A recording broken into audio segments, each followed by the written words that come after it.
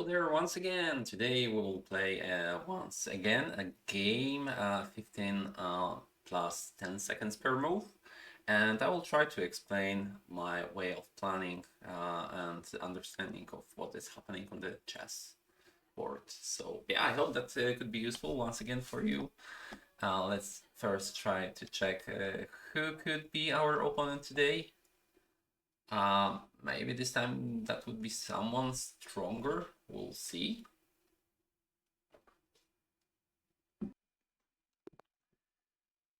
Usually it doesn't take that long, but yeah, fortunately we have the opponent who is rated over to 2000s. And yeah, I think once I have played Sicilian, I will play French defense. So maybe this time I can try Caro-Kann defense. I haven't played that as black yet in this series, so why not? E5, so classical approach. And yeah, I can either play here bishop to e6 to have very similar structure to the French defense, with that difference that my bishop will be outside of this pawn of the chain of pawns. And alternative, I can immediately try to challenge the center with c5. Both options are fine. I'm just choosing one of those. Knight to c3. Yeah, that could mean that my opponent is having an aggressive approach here, and he might try to play g4 later on. But yeah, let's go with that. e6. Yeah, as I expected, my opponent is chasing my bishop further, and I'm forced to play bishop g6, knight to e2, supporting move to yet later on enter to the f4 square. That's a wise way of playing that. And yeah, my opponent's plan is to play h4, and if I would do any move with this pawn, then chase my bishop from g6. And yeah, I need to be careful here. Let's try to play c5 to, yes, I said, challenge the center a bit. h4. Yeah, I played c6 and Caro-Kann to play something I don't know from the theory, but the bad luck is that actually I know that theory pretty well, because I used to play that as white. And yeah, there are many things that could be played here, or yeah, maybe not that many, but yeah, at least two, h6 or h5. h6 keeps all the pieces on the board, but is a bit passive for the black, so I'm trying other way around, which probably would include sacrifice of the h5 pawn, because yeah, right now my bishop is chased. I cannot allow white to take it with the knight, because my pawns around the king would be completely in a mess. So I need to take care of that. I need to get back with the bishop, which means that the h5 pawn is handy.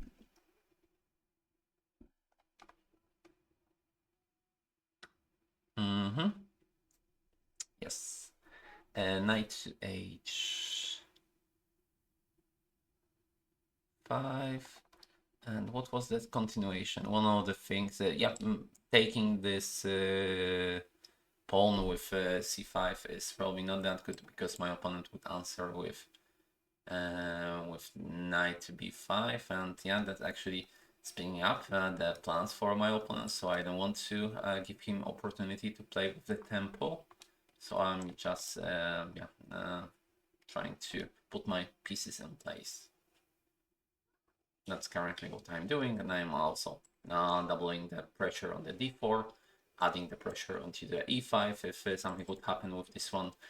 So yeah, my opponent is a pawn up, is having an attack, it seems like, so.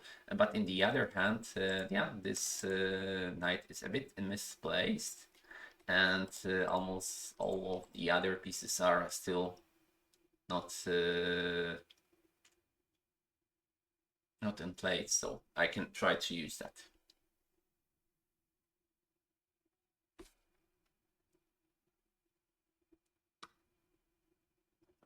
He took that. And yeah, now I can decide which pawn I want to take. I can either take the e5 pawn or c5. And which pawn could be more critical for my opponent? That's a good question.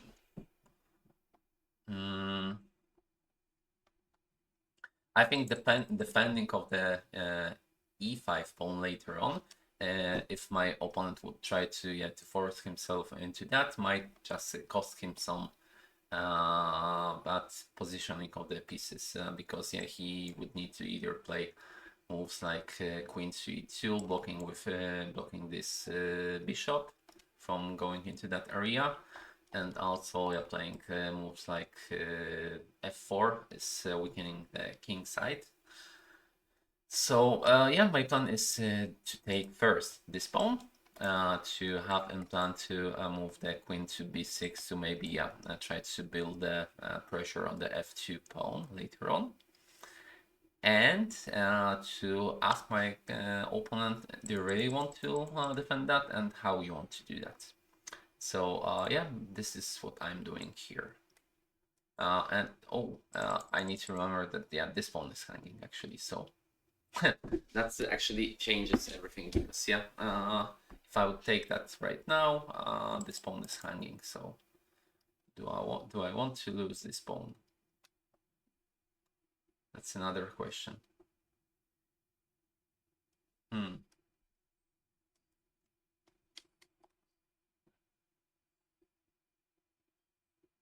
Okay, then let's take this pawn first and see what would happen.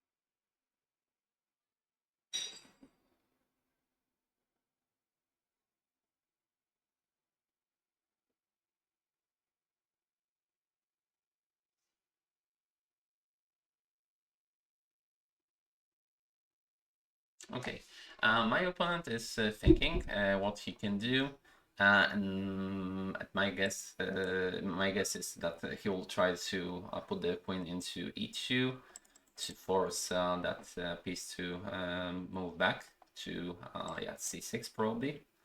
That's probably the best place for that. And yeah, from there I can either plan putting some extra pressure on c4 by playing, let's say, queen to a5, planning to take that, and also yeah, also giving the option to do the queenside castle. Of course, yeah, so that's something that I wasn't expected. I'm forced to do something about this check. And yeah, my initial plan earlier was to just return the knight to c6. But yeah, does it have any downsides? Let's check that. Because yeah, I can also play to d7, but yeah, after playing knight to d7, my opponent is having the option to play c6. He's getting rid of weak pawn, and at the same time weakening this side of the board. So yeah, that's probably something I don't want to make happen. So playing knight to c6 is probably the best option. And also, yeah, nothing wrong is happening. Sorry for the phone ringing.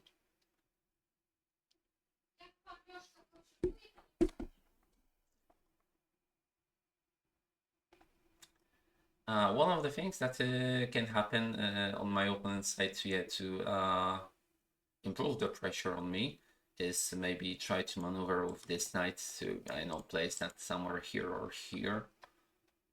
That didn't happen. So yeah, my opponent is sacrificing another pawn, c2. And yeah, that would prevent my opponent from playing moves on the queen side. That would also put the question mark on what does he want to do with the king, because putting that on the king side is also not a great option because the h pawn is hanging too. So yeah, to be honest, queen to f3 could be a mislook of sacrificing the pawn. I don't see any advantage of giving up this pawn, so yeah, let's just do that. Are there any other options that could lead my opponent to play here? He's not putting me on any kind of the pin. He could play that for doing the long queenside castle, but of course after getting rid of a c pawn, going to the queenside is more risky. And yeah, putting the pressure on this pawn doesn't make that much sense, because that's the only piece that can attack it right away. And last but not least, yeah, he's without this pawn, he could put more pressure on the c6, but I don't see how it could happen because the d5 pawn right now looks pretty solid. So yeah, let's play this.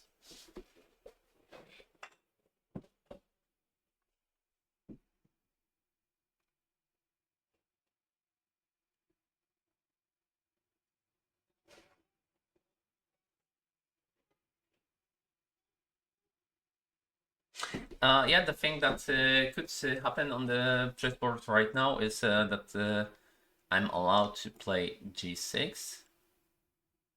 And yeah, ask this knight to move. Of course, he cannot do that immediately because the h pawn would be hanging, so he would need to play a tempo move with bishop g5. But yeah, he had played that immediately, so I don't need to evaluate that anymore. And what are the options now? I need to either move it or defend it, or block it. So yeah, the options are playing here, playing here, also playing here. But what is the best?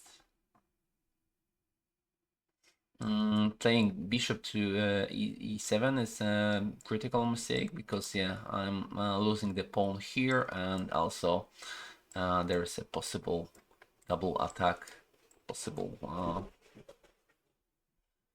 advantage of the queen for my opponent, so I need to be careful with that. So yeah, there is some counterplay for my opponent, but let's stay active despite of that. Yeah, maybe that's something that we need to play as active as possible. So maybe also play something that is not that common. The moves like f6, just to give the possibility for my king to enter the f7 square. That's interesting. My opponent is not having an easy option to penetrate me here, because yeah, the light squares could be weakened by f6, but the light square bishop is occupied by this side of the board. So yeah, let's try it. And also another positive thing of that move is that I'm playing with the tempo. My opponent is forced to react. And yeah, in the next move I can, for instance, play king to f7, and then I'm threatening of playing bishop to c6, or playing knight here or here, to exchange some pieces, to maybe get another pawn into my pocket, and yeah, just start to win some material here. So it's my opponent is on check here to play something. Oh yeah, that's very interesting approach. Another counter play, but this time from my opponent. And yeah, that wasn't something that I have been prepared for. But what I can play here as a counter, I can, for instance, play e5 and suck this piece, but that would not be a great option. So I need to play something more active. I'm thinking about the move the bishop to e4 because I'm blocking this. The only bad side of it is that I might get rid of the light square bishop, and in the long term that could be really problematic. But to be honest, I don't have that many options left here on the board, so yeah, I need to do some creative decisions here to continue that game. So maybe that's the best option that is available. So yeah, let's imagine me playing bishop to e4. If he's taking that with the knight, I'm taking that with the pawn, then still this piece is hanging. I'm still having the option to yeah, play king to here, or maybe queen to d5 could be a very active approach here to yeah, both defend this pawn, but also yeah, putting some extra pressure on my opponent. So that should be fine for me, or at first glance looks fine. Alternatives are bishop to here, f3, chasing my bishop even further. And then I need to probably take this. He's taking this one. And maybe d4, trying to challenge that knight. It doesn't have that many squares to go. And that's good. And also the pawn on e4 is blocking his queen from being that active. So yeah, let's play that. Once again, I'm really bad on time. So I need to apologize in advance in case I would need to speed up and do not comment that much. Sorry.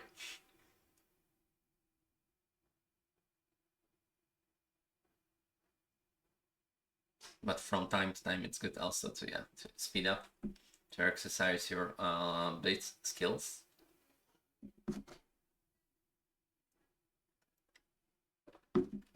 Position is really dynamic, and yeah, as you can see, plenty of the things are either hanging or close to be hanging. So with this type of positions, it's hard to say who is exactly having the advantage. It would be good to be able to calculate as a computer does, but yeah, unfortunately, humans are not that good at it. And yeah, I can see one more continuation of on my side that could be interesting. So after taking here, here, here, I'm not forced to take this one. Rather, I can play, for instance, queen to here and take this piece instead. And that could be even better because, yeah, probably, oh, he took it here. Okay, that's the approach that I haven't expected. Mm-hmm. Okay, let's sums up how many pieces are still on the board, because that's really useful after such a mess happening on the board. So let's imagine that yeah, I'm losing this pawn, and then we're exchanging all the pieces, and I have 1, 2, 3, 4, 5 pawns against 1, 2, 3, 4, 5, 6. So going into this type of the end game would not be a winning for me. So I need to be careful to prevent that from happening. So let's say he will play here. I'm not allowed to force a queen's exchange, for instance. That would not be too positive for me because, yeah, simply my opponent is having more pieces available. So after this, I would be forced to take that. He could play here, and then I can force the exchange of the queens. And yeah, that would be much better form for me because yeah, I would have the advantage of the piece up here. Yeah, that's a completely different way. But let's see what my opponent will play. He also have the option to return with the bishop. Either of e4 or e3 are the best options.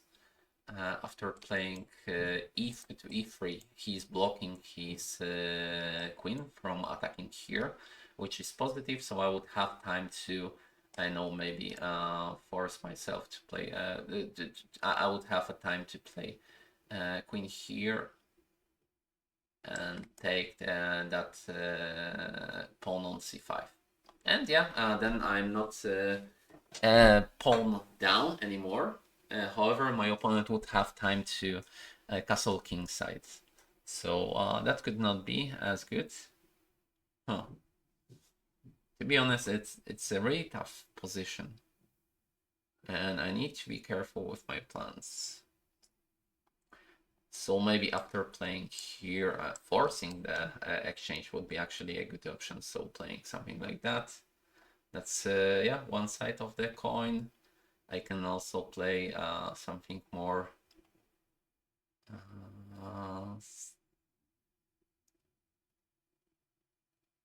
more calm, like queen to d4, waiting for my opponent to decide what are his plans. But yeah, then I'm leaving him space to activate the rook, so maybe that's not as good as I thought initially.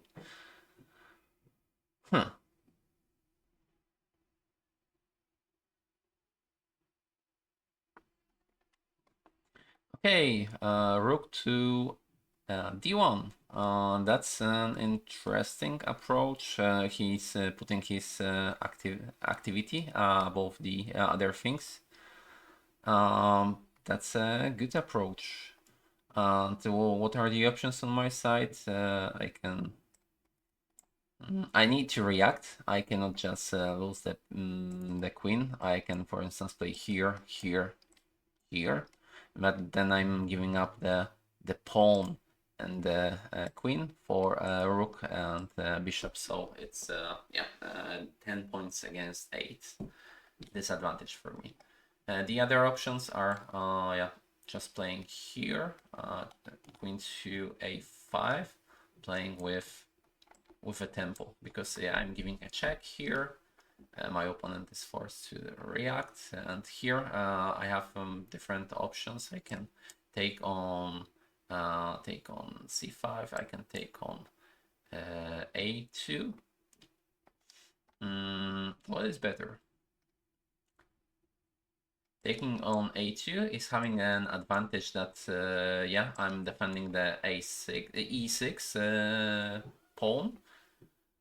So yeah, that's a really good side of it, and I'm also not weakening the c6 pawn, because after after taking this c5 pawn, my opponent would have the option to take advantage of that and play something like rook to c8, c1, and put the pressure on my c6 pawn. So maybe playing here would be less expected by my opponent, but also on the other hand, strategically would create less opportunities for my opponent to play, to counterplay here. So let's play that.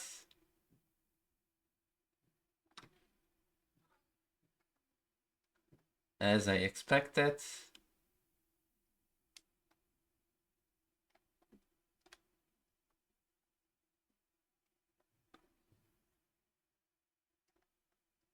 And yeah, my initial plan was to play queen here, but right now I can see that my opponent could enter the g6 square. I have missed that, unfortunately, which is really bad. So I need to to play something else. And what are the alternatives to defend both the g6 and c6? I can see only one move that is defending both of those things, which is knight to e7. And right now my plan, next move would be probably putting the king to the f7 and then try to consolidate. The b2 pawn is hanging still. I'm also having the option to later on to offer the queen's exchange. I think with such a weak king, we need to try to exchange pieces like rooks and especially queens, because that means that we have less to be afraid of from the opponent sides. So yeah, that's the plan.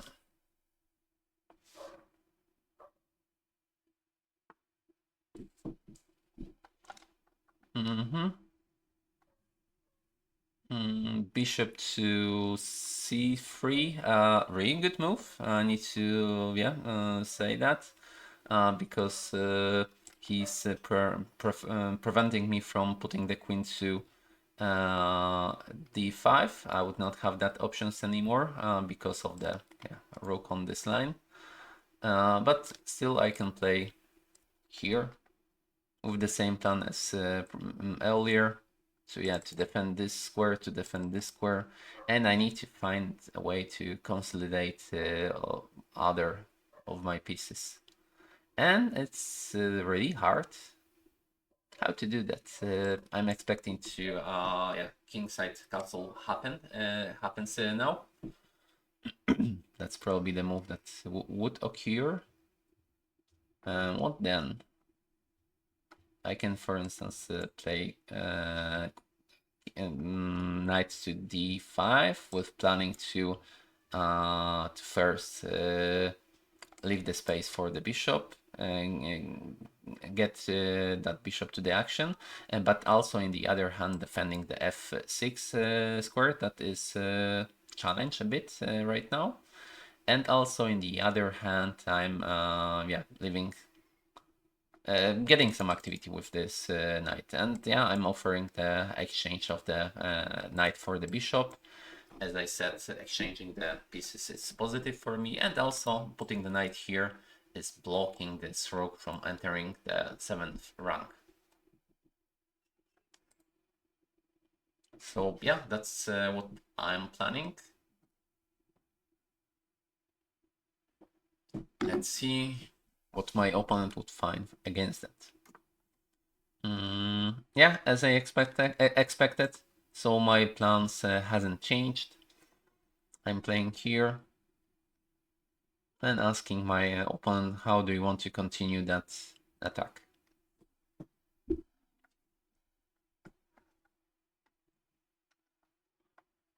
Of course, by playing this, I'm weakening the e6 pawn because the queen is not defending that anymore, but I can easily fix that by either playing rook to e8 or by exchanging the knight for the bishop, but that's more risky because of the, as I said, possibility of the rook to entering the 7th rank. That's probably something I don't want to have.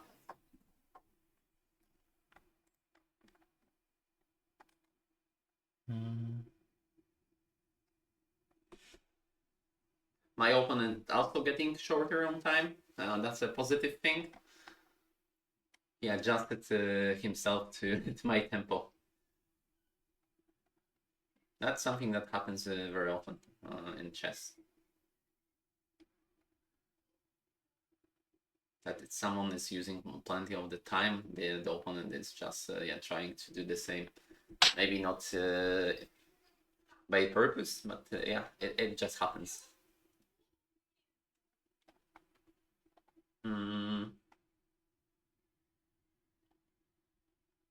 If you try to attack me even more here, I'm giving activity for my knight, for my bishop for nothing, because I'm winning the pawn with the tempo. But yeah, that's not what happened here. He's putting the pressure here, and what I have planned for that was playing rook here to defend the attacked square.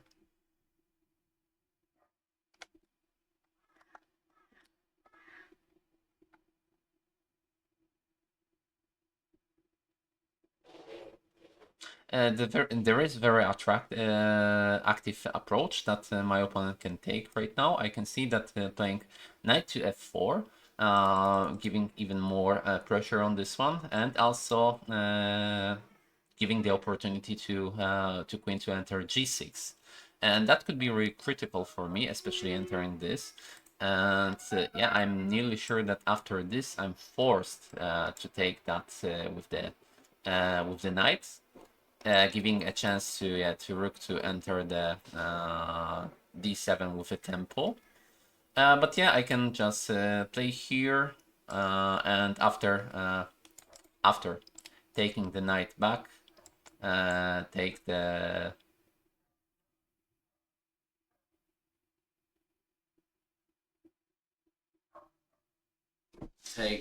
pawn. But yeah, that's not what I can actually play, as I can see, because yeah, there are the mating possibilities for my opponent. So yeah, let's once again, but because yeah, the line that I have calculated is here, here, king to g8. He's taking the knight. I'm taking the pawn, and then he has really drastic move, which is rook to d7. And after me taking that, he's taking the f6 pawn, and the mate on g7 is me, yeah, inevitable. So yeah, that's something that cannot happen on the board. I need to think how to prevent that from happening, actually. And yeah, one of the options for me that I can see is, for instance, after after after rook to d7, I can defend that with the rook. And yeah, that's probably one of the options to play that. So yeah, here, if he's a good player, he would do the interruptive move, rook to d7, win some activity here. That's something that is probably preferable by him to play here. But maybe he's simply not that good, and he will not see that.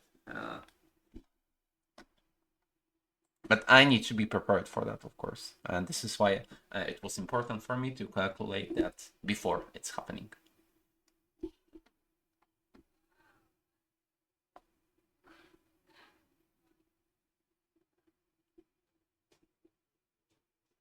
So yeah, my plan is after rook to d7, play rook e7. And yeah, both of the pieces are hanging, and my opponent would need to play something. But yeah, he has played here, which is not that great for him, because right now I can take that for nothing, win some extra activity without any problem. So I'm just doing that. Are there any? Is there anything that I'm missing here?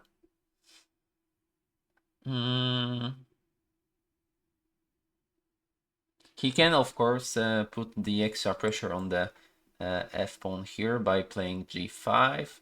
But then, at worst case, I can play f6. And yeah, the g7 would be strategically weak. But I don't see many alternatives, to be honest. So I just need to follow that anyway. So yeah, let's start that with this move. Right, right now after rook to d7, I should play rook to the e7, but this time it's a better way for me, because yeah, my rook would not block the bishop anymore. But yeah, he's putting a pressure here. That was something that I have expected. And now I can decide what I want to play against that.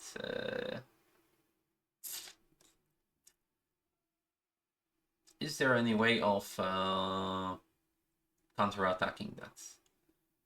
I don't see anything active against that.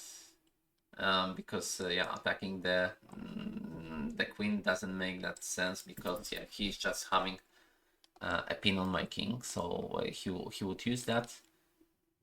I need to play something really static. Oh, that would be bad.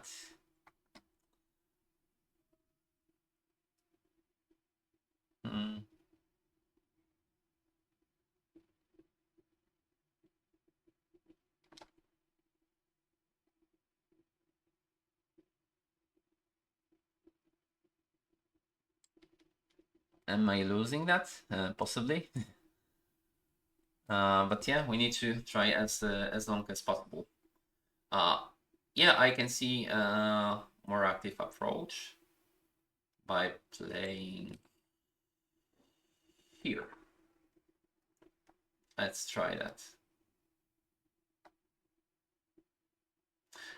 What is my plan here? My plan is that yeah, I'm trying to add the queen into the defending, into the defense. So yeah, in case my opponent would try something tricky, like yeah, taking that with the bishop, I can reinforce the defense by playing queen to e6. And I'm threatening to pin the rook on e1 because yeah, I can win 2 pieces for a rook. I'm also adding an extra defense to the d7, so playing rook d7 to d7 would not be that easy anymore. But other than that, it's still really risky. But yeah, let's see what my opponent would find here.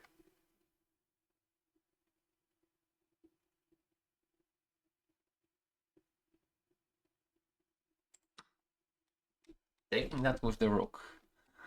Yeah. I don't have that many options. I need to take that back first. And then I can play... That was my plan from the beginning, to play here.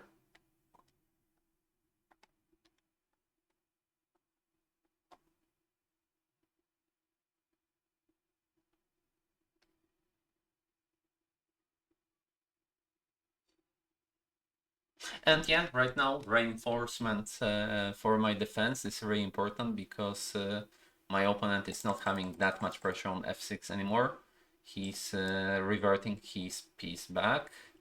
And right now, I could, for instance, play to here, but is that the best option? Yeah, I don't have that much time. I need to do that quick decision making here.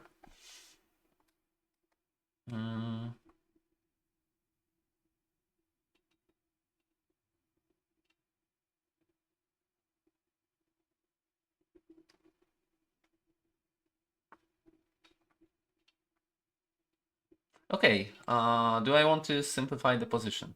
Yes. That's probably the best option for me to get a draw here at least. We have 4 pawns against 3 pawns. But yeah, I'm close to lose at least this one. So I need to limit the cost for losing that. But yeah, my opponent has played really poorly because right now both the g3 bishop is hanging because of the pin on the king, and same as the piece on the pawn on g5. So right now it would be 4 pawns against 2. So yeah, that's a much better way for me. It gives me more chances to win it, or draw at least. Draw probably would not be that scary after having such a weak position earlier during the game. But yeah, we need to play that till the end. And right now I need to make a decision to either put that rook back to try to activate it through this line, or maybe play to g4 and try to establish an activity on this side of the board. And yeah, I'm voting for the g4 because I think this rook is having more future on this side of the board.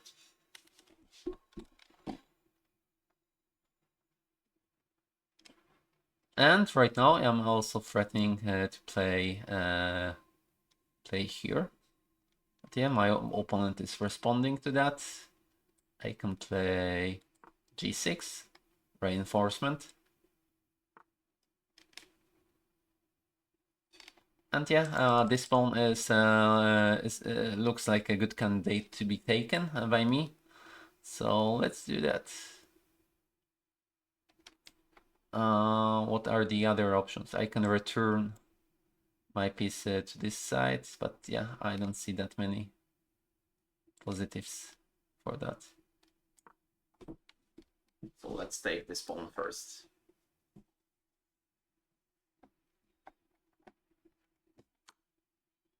Mm-hmm.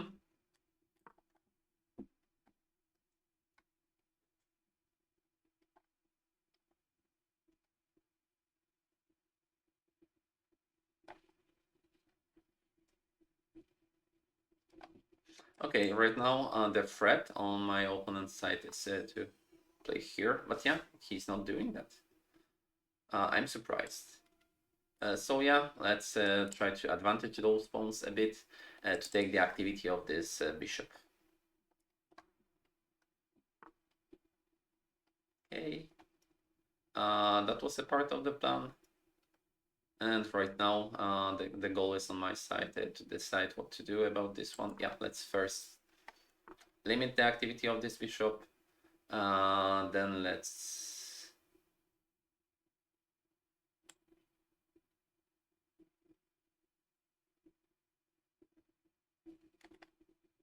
Okay. Yeah, I feel like I'm losing the activity a bit here. That wasn't the best chain of the moves of mine. But still, I have the advantage of 2 pawns, so that should be at least enough for receive a draw here. And yeah, another mistake of my opponent, he's allowing me to exchange the pieces. He's not having any discovery checks here to double attack the bishop. So yeah, I'm simply exchanging the pieces down to have easier way to use my advantage. Because yeah, 3 out of 4 my pawns were on the dark squares. So with having this bishop on the board, it would be easier for him to continue the attack. Mm-hmm. That was expected to happen.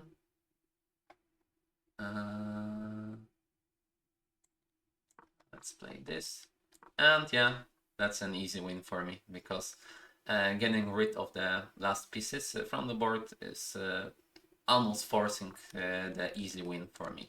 The endgame without any pieces is the easiest one to use the advantage.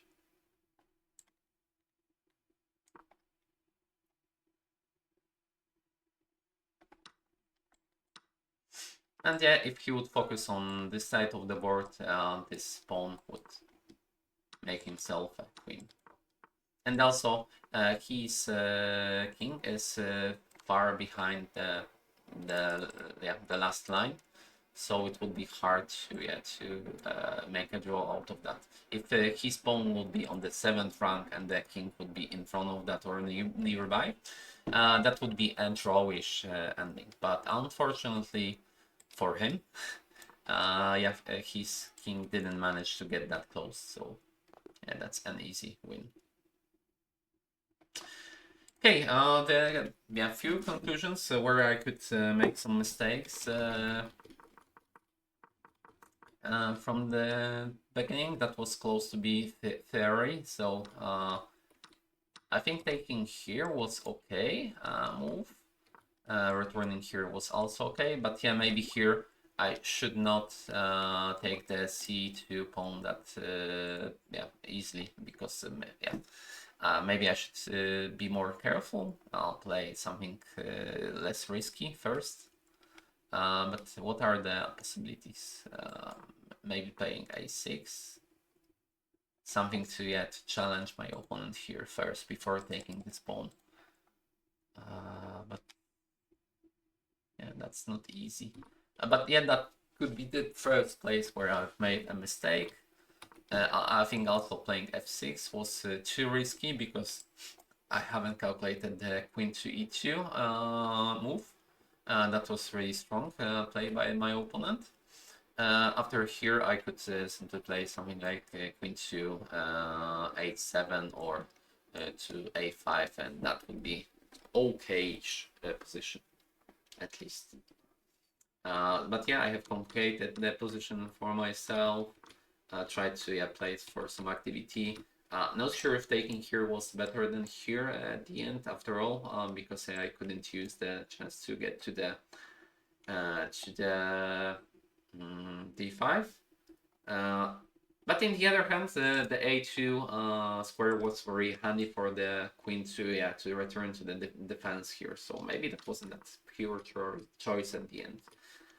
Playing here was okay. Playing here okay. Yeah. Are there any alternatives for what has happened here? Maybe I should play something else here. But what are the options? Playing here is probably not that good. I'm having a crazy theory, but yeah, maybe just taking here was okay. Because yeah, I'm losing, of course, this pawn, but yeah, I'm giving myself some pressure. Yeah, not for myself, but yeah, for my opponent on the other side of the board. So, and then I would need to consolidate a bit because my opponent is threatening me here. So yeah, that's probably not the option. So yeah, maybe that was the only way of playing. Maybe taking that pawn wasn't good. Maybe I should play something more active, but what to play? Taking here, maybe? But yeah, then I'm allowing to take some pawns from here. But yeah, maybe that was better from that what has happened on the board.